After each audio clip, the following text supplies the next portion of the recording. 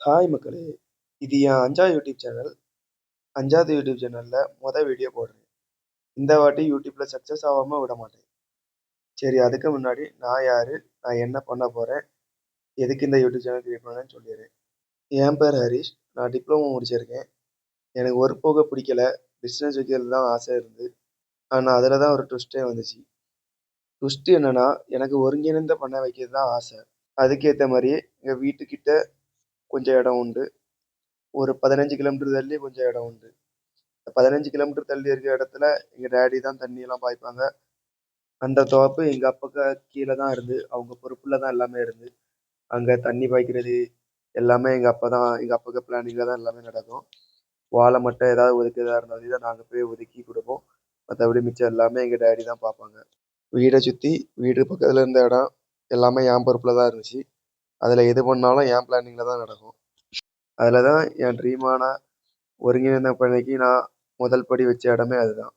முதல்ல கொஞ்சம் நாட்டுக்கோழி, கொஞ்சம் ஆடுலேருந்து ஆரம்பிச்சேன். 10th படிக்கும் பட்சத்திலே கோழி வளர்க்க ஆரம்பிச்சேன். அப்படியே ஆடு, அதுக்கப்புறம் கோழியிலே நாட்டுக்கோழி, சண்டைக்கோழி, வான்கோழி, கின்னிக்கோழி அப்படின்னு அனைத்தும் வளர்க்க ஆரம்பிச்சேன். ஆடுல நாட்டாடு, ஜமுனாபுரி ஆடு, செம்பரி ஆடு வளர்க்க ஆரம்பிச்சேன். அப்பதான் திடீர்னு ஒரு ட்விஸ்ட் வந்துச்சு. எங்க வீட்ல எல்லார் வீட்லயும் சொல்ற மாரி ஒர்க் போகறதுக்கு ப்ரெஷர் குடுத்தாங்க. அதுலயும் எங்க ஊரு ரொம்ப சின்ன ஊரு. ஆயில் அண்ட் கேஸ்க்கு ரொம்ப ஃபேமஸான ஊரு. அப்பதான் எங்க வீட்ல சொன்னாங்க, "நீ இங்க ஊர்லயே இருந்தா ரூ. 10,000 15,000 மேல சம்பாதிச்சிட மாட்டா. அயர்லாந்து கேஸ்க்கு போனா தான் லட்சமா சம்பாதிக்கலாம்னு சொன்னாங்க." ஆனா எனக்கு அங்க லட்சம் சம்பாதிச்சாலும் நிம்மதியே இருக்காது. இங்க 10, 15,000 சம்பாதிச்சாலும் நிம்மதியா இருக்கலாம்னு நினைச்சேன். வீட்ல அப்படி சொன்ன உடனே மனசு உடைஞ்சு போய் இருந்தேன். நான் இதுவரைக்கும் லவ் பண்ணது கிடையாது. நான் லவ் பண்ணது என் கோழி, ஆடுல தான் லவ் பண்ணேன். நெறைய பேரு சொல்லுவாங்க, பிரேக்கப் வலி தான் ரொம்ப கஷ்டமா இருக்கும்னு. எனக்கு இதோட பிரிஞ்சு போகணும்னு நினைக்கும் போது தான் ரொம்ப கஷ்டமா இருந்துச்சு. ஓகே மக்களே, வீடியோ ரொம்ப பெருசா போயிட்டு இருக்கு.